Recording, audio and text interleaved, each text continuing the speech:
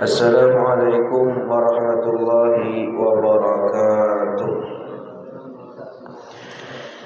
Bismillahirrahmanirrahim. Alhamdulillahi rabbil alamin. Wassalatu wassalamu ala asyrafil anbiya'i wa imamil mursalin sayyidina wa habibina wa qurrati a'yunina Muhammadin wa ala alihi wa sahbihi ajma'in, amma ba'd. فنوينا التعلم والتعليم والتذكر والتذكير والنفع والانتفاع والإفادة والاستفادة والدعاء إلى الهدى والدلالة على الخير والحث على التمسك بكتاب الله وسنة رسوله صلى الله عليه وسلم ابتغاء قربه وثوابه منه سبحانه وتعالى. قال المؤلف رحمه الله تعالى: ونفعنا بعلومه وبعلوم سائر الصالحين، إلى أن قال: أربعة من كتب تفصيلها توراة موسى بالهدى تنزيلها زبور داود وإنجيل على عيسى وفرقان على خير الملا. Hadirin wal hadirat, bapak-bapak, ibu-ibu, saudara-saudari jemaah majelis yang dirahmati oleh Allah Subhanahu wa taala. Alhamdulillah wa syukrulillah, senantiasa kita bersyukur kehadirat Allah Subhanahu wa taala, senantiasa kita memuji Allah Subhanahu wa taala, yang mana Allah Subhanahu wa taala senantiasa tidak putus-putusnya melimpahkan karunia-Nya, rahmatnya, nikmatnya, hidayahnya, taufiknya kepada kita semua. Sampai pada subuh hari ini, alhamdulillah, Allah masih panjangkan umur kita dan sehatkan badan kita. Mudah-mudahan umur kita dipanjangkan oleh Allah, disehatkan badan oleh Allah, dihindarkan dari segala macam penyakit, dijauhkan dari segala macam bala, dan diistiqamahkan kita oleh Allah Subhanahu wa taala dalam ketaatan kepadanya sampai meninggal dunia dalam keadaan husnul khatimah. Amin ya rabbal alamin. Salawat beserta salam selalu tercurah dan terlimpah keharibaan junjungan kita Nabi besar Muhammad sallallahu alaihi wasallam beserta keluarga, kerabat, zuriat, sahabat, dan orang-orang yang senantiasa istiqamah mengikuti perjuangan beliau, menghidupkan sunnah-sunnah beliau, menjaga syariat-syariat beliau ila yaumil qiyamah. Hadirin wal hadirat rahimakumullah, kita lanjutkan pengajian kita, yaitu masih membahas mengenai al-imanu bil kutub, beriman dan yakin percaya dengan kitab-kitab yang diturunkan oleh Allah Subhanahu wa taala, dengan ayat-ayat yang diturunkan oleh Allah Subhanahu wa taala. Maka 4 kitab yang diturunkan oleh Allah Subhanahu wa taala, ujar beliau, yaitu Taurat Musa, Taurat untuk Nabi Musa, Zabur untuk Nabi Daud, dan Injil untuk Nabi Isa, dan Al-Quran untuk kita, untuk baginda Rasulullah dan umat baginda Nabi Muhammad sallallahu alaihi wasallam. Wa Tauratu, dan bermula Taurat artinya adalah nur wa dhiya. Taurat itu apa artinya? Taurat itu artinya adalah nur wa dhiya, yaitu ada cahaya, kemudian ya nur dan dhiya itu adalah cahaya atau yang terang benderang. Qala Allah Ta'ala: Inna anzalna Taurata fiha huda wa nur. Sesungguhnya kami menurunkan kitab Taurat, fiha, di dalamnya, hudan wa nurun, di dalamnya ada hudan, yaitu petunjuk, wa nur, dan ada juga cahaya. Nah, jadi kitab-kitab yang diturunkan oleh Allah, yaitu ayat-ayat daripada Allah Subhanahu wa taala, itu memiliki cahaya. Nah, seperti mana manusia itu melihat sesuatu yang nampak atau sesuatu yang zahir itu dengan 2 cahaya. Ada cahaya dari dalam, yaitu cahaya di dalam dirinya, dan juga harus ada cahaya dari luar. Jadi dua cahaya. Bila ada dua cahaya ini, maka nampak apa yang ada di hadapan kita. Bila inya ada dua cahaya ini atau salah satu daripada dua cahaya ini hilang, maka sesuatu itu tidak akan nampak dalam penglihatan kita. Cahaya untuk melihat sesuatu yang zahir tadi memerlukan dua cahaya. Apa itu cahaya? Cahaya yang dua itu, yang pertama dalam diri kita yaitu mata. Bila inya mata kita ini melihat, maka ini salah satu wasilah untuk supaya kita bisa melihat. Nah, yang kedua cahaya dari luar. Cahaya dari luar itu kalau siang matahari, kalaunya malam ada lampu. Nah, bila salah satu daripada dua cahaya ini hilang, orangnya melihat lah, tapi malam harinya di kamar kadepnya lampu, melihatlah pian kada melihat iyalah. Ataupun siang hari orangnya buta, orangnya kada melihat. Nah, kada melihatnya juga harus ada dua cahaya. Adapun untuk menjalani kehidupan kita di alam dunia ini supaya kita selamat sampai ke akhirat, sampai ke dalam surga, maka ujar ulama memerlukan dua cahaya juga. Supaya nampak, tahu nang jalan kita ini jalan bujur kah, kadakah? Nah, kita ini mengarah ke mana? Mengarah ke surga kah atau ke jurang neraka kah? Maka amunnya jalan ini kelihatan, maka mudah kita. Munnya ada ular kah di situ, nya kelihatan, awal kita menyingkir. Mun ada kala jengking kah, mun ada lubang kah, kita kada pacang tak berusuk, kada pacang tak masuk dalam lubang tadi. Tapi amunnya kita berjalan tuh kadep, walaupun di belakang rumah kitanya, di belakang padu, iyalah kadep berjalannya, ada nang lubang tak berusuk. Nah, ada nang ular tak jejak kadang-kadang. Nah, itu karena kadep kada melihat. Apa cahaya supaya kita bisa selamat sampai ke dalam surga? Maka dua cahayanya. Cahaya apa? Yaitu yang pertama adalah cahaya mata batin. Namanya cahaya iman. Nah, iman atau cahaya mata batin. Basirah namanya. Ada basar, itu penglihatan kita untuk melihat sesuatu yang ada di alam dunia ini. Kemudian ada basirah. Nah, basirah di dalam diri kita.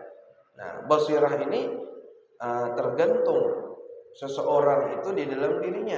Yaitu ada yang basirahnya tajam, ada yang basirahnya mungkin 50%, ada yang 40%, ada yang basirahnya na'udzubillah sampai padam ataupun mati daripada mata basirah itu. Ujar Allah, lahum qulubun la yasma'una biha.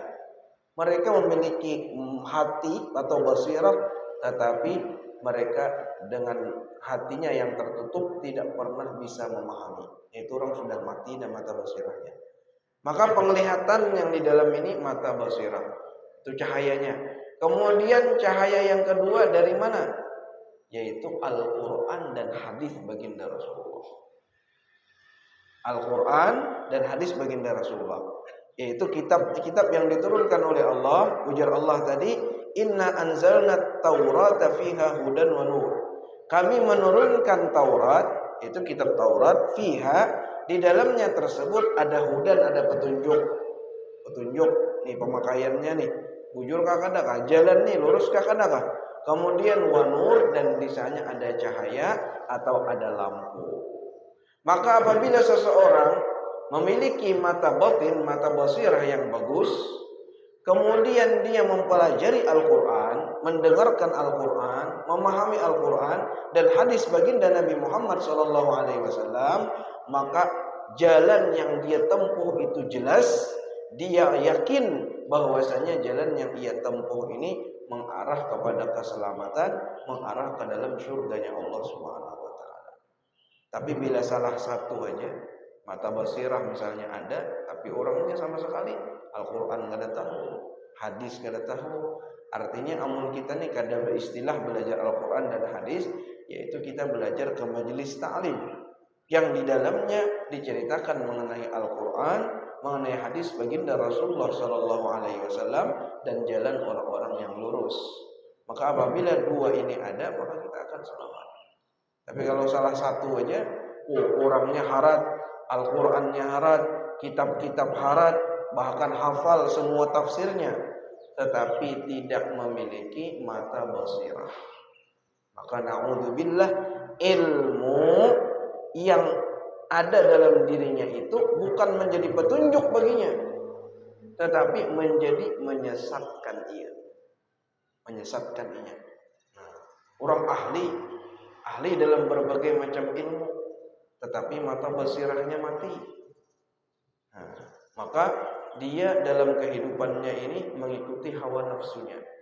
Ilmu tadi itu disesuaikan lawan hawa nafsunya, dijadikan dalil supaya bisa memuaskan hawa nafsunya. Maka ujar Allah dalam Al-Quran, afara'aita man ittakhadha ilahahu hawah.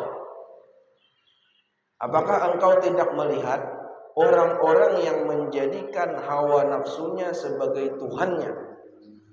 Fa'adallahu Allahu ala ilmih. Maka Allah akan menyesatkan ia di atas ilmunya.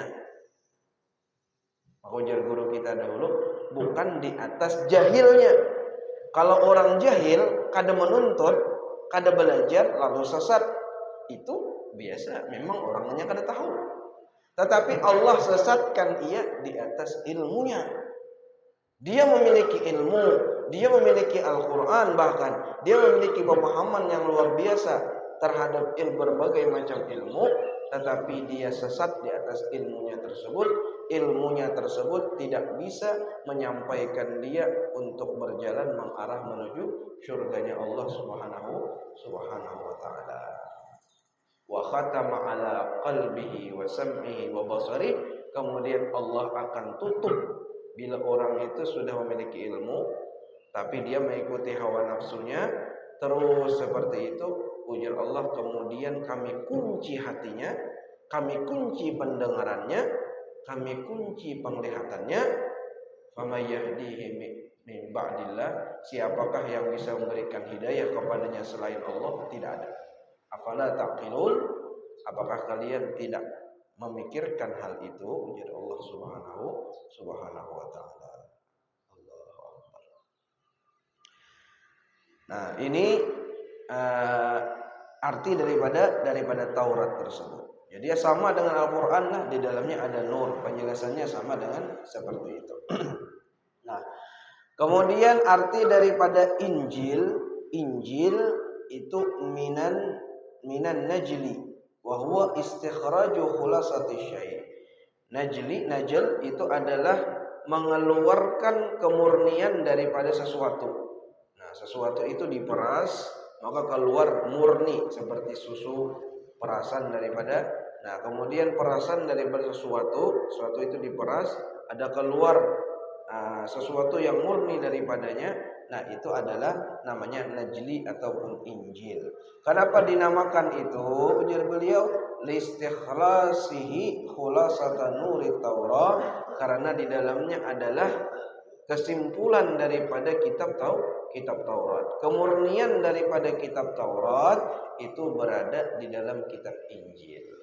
Nah, kemudian setelah itu Allah Subhanahu wa taala turunkan Al-Qur'an, di dalamnya berisi kitab Taurat, di dalamnya berisi kitab Zabur, di dalamnya berisi kitab Injil. Kemudian Allah lebihkan lagi Al-Qur'an itu dengan mufassal. Mufassal itu adalah surah-surah yang pendek. Amunnya kita membaca waktu subuh itu mulai surah Al-Hujurat. Sunnahnya tuh Al-Hujurat itu imbah surah Al-Fatah. Imbah surah Al-Fatah juz 26 ada ngarannya Al-Hujurat. Imbah itu Qaf. Nah, imbah itu Wadzariyat. Imbah itu setelahnya An-Najm Ar-Rahman itu juz 27. Nah, itu sebenarnya dari situ tuh. Dari juz 26 mulai surah Al-Hujurat dinamakan mufassal. Bilanya subuh suruh membaca mulai itu sampai amma yatasaalun. Sebenarnya 2 halaman. Kemudian bilahnya Isya kita membaca mulai amma yatasaalun sampai wadduha. Maghrib mulai wadduha sampai An-Nas. Nah, itu yang disebutkan dalam kitab fikih. Itu namanya adalah ayat-ayat mufassal. Tidak ada dalam kitab Taurat, tidak ada dalam kitab Zabur, tidak ada dalam kitab Injil, hanya ada di dalam Al-Qur'an. Allah istimewakan Al-Qur'an dengan mufassal, tidak diberikan kepada nabi-nabi terdahulu. Maka sehingga di dalam hadis baginda Rasulullah SAW, barang siapa yang membaca Al-Quran, kemudian dia memahami akan Al-Quran, belajar tafsir Al-Quran dan cerita-cerita di sana, maka sungguh dia telah memahami kitab Taurat, memahami kitab Zabur, dan memahami daripada kitab Injil. Itu hebatnya Al-Quran. Coba kan nang juz Al-Baqarah aja kita mengetahui dan penciptaan daripada manusia, kisah Nabi Adam dalam surga, bagaimana detailnya itu disebutkan dalam tafsir. Nah, ilmu itu ada dalam kitab Taurat, kita pelajari juga di dalam Al-Qur'an. Dulu kita basic kawan orang Manado. Dulu ini orang Kristen masuk Islam. Nah, itu yang pamannya pendeta, mamanya biarawati di gereja Manado sana. Masuk Islamnya anak dibunuh, dibawa ke Banjarmasin. Nah, waktu itu SMA belajar sampai pernah ke rumah ulun sini kamu sininya begana sama laman. Nah, orangnya bujur-bujur belajar sampai anak ke Yaman dulu pada jadi, sampai belajar ke Pakistan. Terakhir habis di Pakistan nyawa ini membuka pondok Ganal di kota Manado sana. Nah, dan pondoknya bagus. Jadi karena di sana banyak orang Kristen, jadi mendaftar pondok itu 75% pondoknya itu bola, sepak bola. Jadi belajar bola dari anak-anak tuh dilajari bola. Jadi mendaftar anak main bola di situ. Kayaknya sudah masuk di dalamnya, hanya dilajarinya ilmu agama. Ada menghafal Quran, ada macam-macam. Dan dari sekolahannya ini keluar sampai main di Barito Putra. Jadi Barito Putra mengambil pemain daripada murid daripada kawan ulun nih. Karena tiap hari dilatih memang dari TK-nya ada. Dari TK dilatih main bola sampai SD, sampai SMP. Nah, asalnya Kristen. Maka dahulu kita buka-buka kitab Bible itu yang di juz-juz pertama atau di halaman pertama isinya seperti Al-Baqarah, persis seperti Al-Baqarah. Mengenai cerita Nabi Adam alaihissalam. Karena Siti Hawa kemudian dikeluarkan daripada surga bersama siapa aja disebutkan secara detail. Nah, itu hampir sama. Itu kan asalnya adalah kitab Injil. Bible itu kitab Injil, sama dengan daripada Al-Qur'an. Nah, seperti itu. Tapi Al-Qur'an dilebihkan oleh Allah Subhanahu wa taala dengan tadi al-mufassal. Maka barang siapa yang mempelajari Al-Qur'an, itu mahir dalam ilmu Al-Qur'an, maka dia mengetahui ilmu-ilmu dalam kitab Taurat, dalam kitab Injil, dalam kitab Zabur, dan juga dalam Al-Quran. Nah. Kemudian Zabur diturunkan kepada Nabi Daud alaihissalam. Allah berfirman di dalam surah Shad, Ya jibalu awwibi ma'ahu wat-tayr wa alanna lahul hadid. Itu diantara mukjizat Nabi Daud alaihissalam. Ketika beliau membaca kitab Zabur, itu saking nikmatnya, saking indahnya bacaan Zabur Nabi Daud alaihissalam, maka gunung-gunung, kemudian pepohonan, burung yang tadi terbang itu akan berhenti terbang. Angin yang asalnya bertiup, angin bertiup akan berhenti bertiup. Dahan-dahan yang tadinya bergerak ditiup oleh angin, maka dia akan berhenti bergerak. Pokoknya seluruh makhluk itu berdiam sejenak, terdiam sejenak apabila Nabi Daud mulai membaca kitab Zabur. Itu hebatnya Nabi Daud alaihissalam dalam membaca kitab Zabur. Semua makhluk akan terkesimak, akan terkesan, terpana mendengarkan bacaan Zabur Nabi Daud alaihissalam. Nah, sehingga nanti di akhirat, di hari kiamat, maka Allah akan perintahkan di dalam surga kisahnya, Allah sendiri membaca surah Thaha, atau kebalikannya Allah membaca surah Ar-Rahman, Nabi Muhammad membaca surah Thaha, kemudian Nabi Daud membaca kitab Zabur nanti di dalam surga. Nah, sampai dinikmati indahnya bacaan Nabi Daud alaihissalam nanti di dalam surganya Allah Subhanahu wa taala. Nah, itu mukjizat Nabi Daud. Ada seorang sahabat dari Yaman namanya Abu Musa al-Ash'ari. Beliau itu senang baca Al-Quran. Waktu malam, waktu tahajud, nyaring baca Al-Quran. Nah, jadi waktu tahajud itu disunahkan nyaringnya sedikit baca Al-Quran itu. Nah, ibarat kadada suara itu kedengaran dari sebelah rumah itu kedengaran bacaan Al-Quran. Maka Nabi SAW lewat rumah Abu Musa al-Ash'ari, ujar Nabi itu bacaan siapa? Dalam rumah itu bacaan siapa? Berarti kan kedengaran sampai luar. Maka ujar buahnya itu adalah bacaan Abu Musa al-Ash'ari ketika membaca Al-Quran. Maka ujar baginda Nabi Muhammad, laqad u'tiya mizmaran min mazamiri ali Daud. Sungguh Abu Musa al-Ash'ari itu diberikan suara yang indah seperti mana diberikan kepada Nabi Daud dan keturunannya. Nah itu Zabur, apalagi Al-Quran. Nah Al-Quran itu tergantung yang membaca. Al-Quran itu tergantung yang membaca. Al-Quran itu hebat daripada Zabur, hebat daripada Daud, hebat daripada Taurat dan Injil.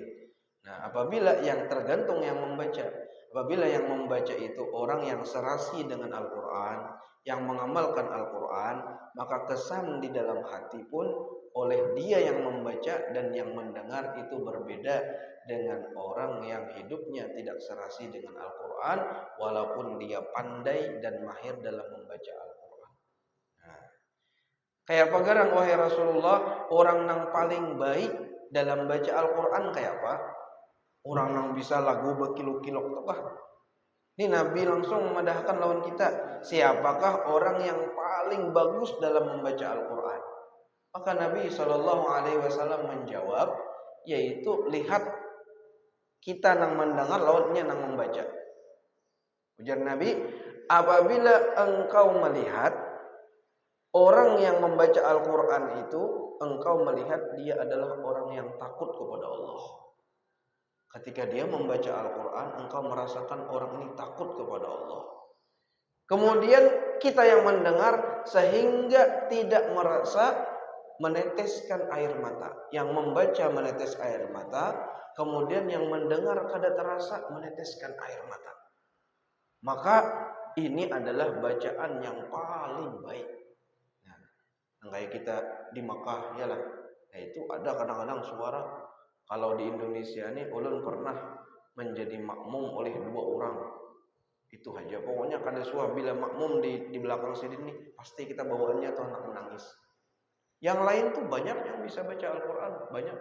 Tetapi yang kita langsung bisa meneteskan air mata, ulun seorang, itu hanya 2 orang aja. Yang pertama, Ustaz Sufyan Nur, Marbu Al-Makki. Nah, orang muntai saja sedih. Ading oleh Syekh Nuruddin, Marbu Al-Makki. Nah, guru dalam tahfiz. Memang Sidin luar biasa di dalam Al-Quran. Jadi kalau baca Al-Quran itu kita nih langsung tersentuh. Seakan-akan arti daripada Al-Quran ini di hadapan kita dibacakan. Jadi kita tuh menangis, bawaannya menangis terus. Nah, jadi sembahyang tuh nyaman. Sidin baca walaupun setengah juz, baca Al-Quran nyaman rasanya itu. Nah, kemudian yang kedua Ustadz Arif Madinah, tinggal di Madinah, orang Sulawesi. Itu kalau baca Al-Quran, Sidin langsung masuk ke hati kita bacaan Al-Qurannya. Nah itu, ini ujar Nabi. Orang-orang yang seperti itu, orang yang bagus dalam baca Al-Quran. Bila engkau melihat orang yang membaca itu dia takut kepada Allah. Satu, yang kedua, tidak terasa meneteskan air mata dia yang membaca dan orang yang mendengar meneteskan air mata. Itulah bacaan Al-Quran yang paling indah di dalam membaca Al-Quran.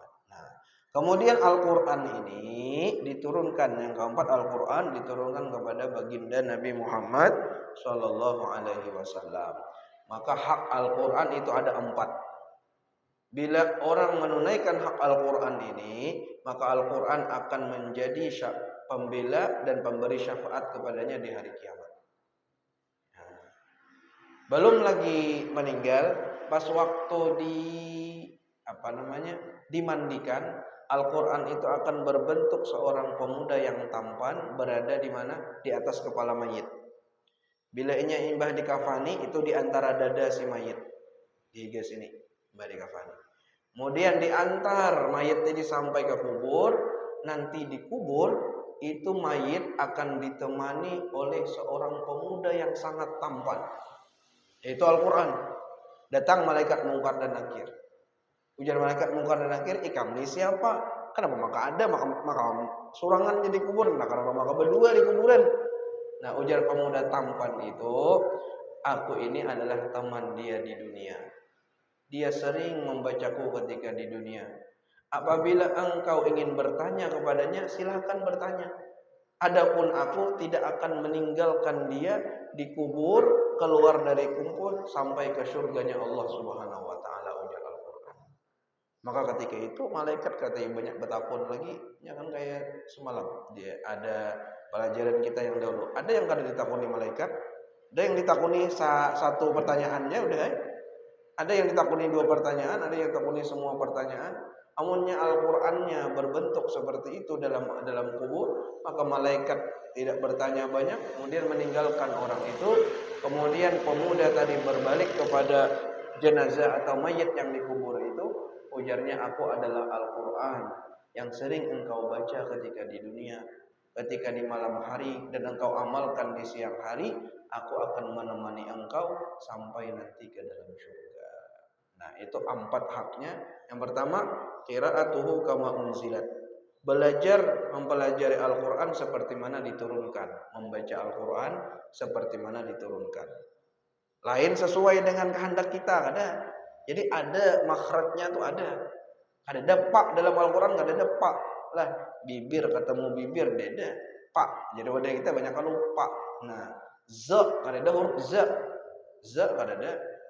Banyakannya ada gitu yang za jar. Zo nanggana tuh padahal ada. Yang ada itu la yang ditebalkan. Za ditebalkan. Lalu ada nang baparut titik lo. Bunyinya zo, lain zo, bukan zo yang ditebalkan, bukan za yang ditebalkan, tapi za yang ditebalkan. Itu maknanya qiraatuhu kama unzilat, belajar mempelajari Al-Qur'an, membaca Al-Qur'an seperti mana ia diturunkan. Kepada siapa diturunkan? Pada baginda Nabi Muhammad. Kemudian Nabi ajarkan kepada siapa? Kepada sahabat. Sahabat mengajarkan kepada siapa? Kepada tabi'in. Tabi'in mengajarkan kepada siapa? Tabi'un tabi'in. Kemudian seterusnya sampai kepada guru kita, sampai kepada Rasulullah SAW, malaikat Jibril, kemudian kepada Allah Subhanahu wa taala. Nah, itu pentingnya kita belajar dengan seorang guru yang bersanad langsung sampai kepada baginda Nabi Muhammad SAW, supaya kada salah dalam penyebutan huruf. Kemudian yang kedua adalah belajar memahami Al-Qur'an. Kayak memahami Al-Qur'an dua. Pertama, kalau kita orang umum ini, orang biasa, itu dengan banyak kita membaca terjemahan Al-Qur'an. Baca terjemahannya itu. Nah, kemudian yang kedua adalah belajar di majelis. Majelis di sana ada tafsir Al-Qur'an. Nah, itu. Nah, kemudian yang ketiga adalah mengamalkan Al-Qur'an sedikit demi sedikit. Nah, walaupun kita jauh, tahu kita kehidupan kita ini jauh daripada Al-Qur'an, tapi sedikit-sedikit mencoba mengamalkan Al-Qur'an. Kemudian yang keempat adalah wada'watu ilal Qur'an, kita belajar menyebarkan Al-Qur'an, mengembalikan kehidupan kita, keluarga kita, anak kita, masyarakat dan umat kepada Al-Qur'an. Karena di sini semua penyelesaian masalah ekonomi, masalah di keluarga, masalah di rumah tangga, masalah di masyarakat, itu akan selesai dengan kembali kepada Al-Qur'an. Ulun pernah singgah sembahyang Isya. Lalu disuruh jadi imam ulun tadi membaca surah Hud, yaitu kisah mengenai Nabi Nuh alaihissalam. Nabi Nuh suruh mulah kapal, Habis itu ceritanya sampai Allah tenggelamkan yaitu anaknya Nabi Nuh, kemudian lagi kaumnya Nabi Nuh yang selamat beberapa orang aja. Nah, yang naik kapal. Ulun baca itu Isya.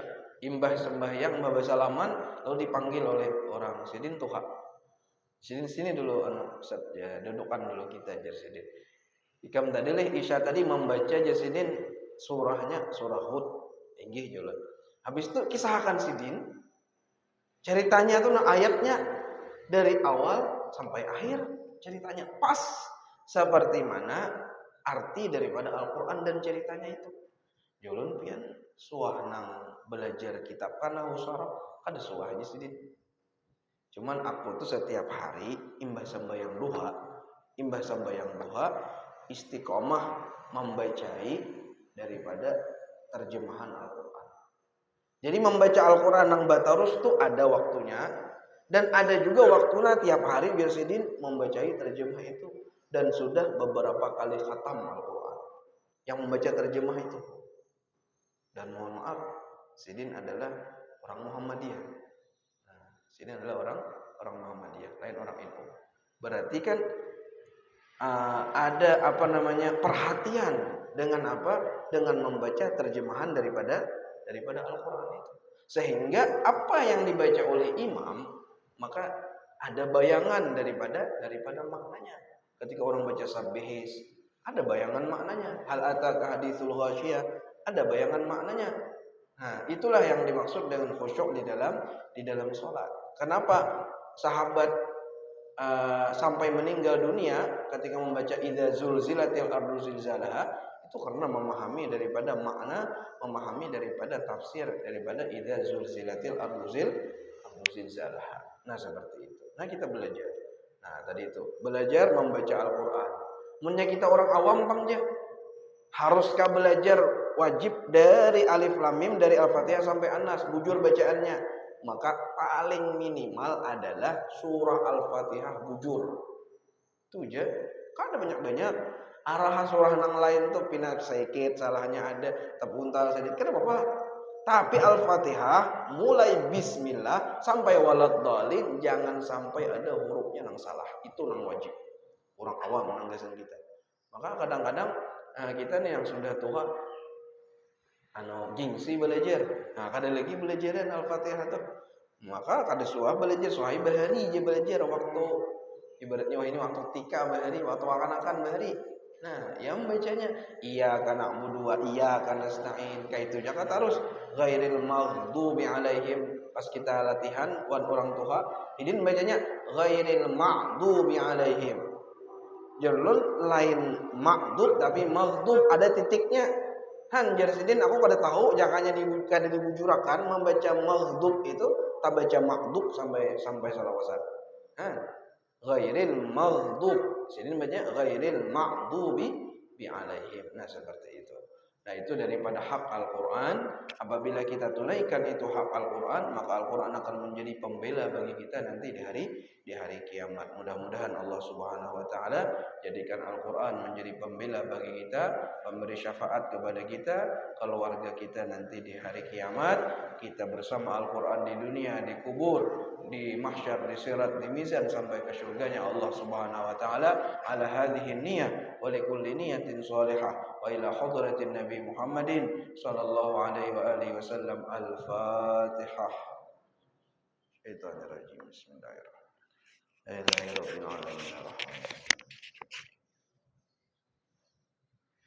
Bismillahirrahmanirrahim. Alhamdulillahi rabbil alamin. Wa sallallahu ala sayyidina Muhammadin wa alihi wa sahbihi ajma'in. Allahumma inna nas'aluka 'ilman nafi'a wa nas'aluka 'amalan salihan mutaqabbala. Nas'aluka lisanan dzakira wa qalban syakura. Nas'aluka al-'afwa wal 'afiyah wal mu'afata ad-daimah fid din wad dunya wal akhirah. Ya Rabbi bil Mustafa balligh maqasidana waghfir lana ma madha ya wasi'an karami. Ya Rabbi bil Mustafa balligh maqasidana waghfir lana ma madha ya wasi'an karami. Ya Rabbi bil Mustafa balligh maqasidana مقاصدنا واغفر لنا ما مضى يا واسع الكرم سبحان ربك رب العزة عما يصفون وسلام على المرسلين والحمد لله رب العالمين.